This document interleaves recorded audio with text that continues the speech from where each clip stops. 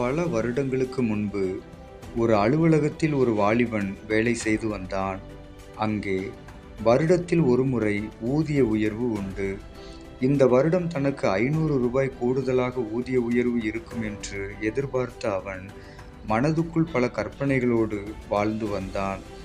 ஆனால் அவன் எதிர்பார்த்தது போல் ஊதியம் உயராமல் 250 மட்டும் ஊதிய உயர்வு கிடைத்ததை எண்ணி சோர்ந்து போனான். அங்கும் இங்கும் சென்று பேசி பார்த்தும் முடிவில் ஏமாற்றமே மிஞ்சியது.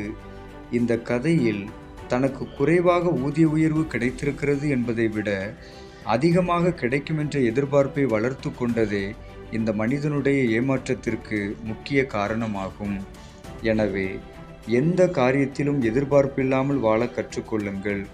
அப்பொழுது எந்த ஏமாற்றமும் உங்களுக்கு ஏற்படுவதில்லை.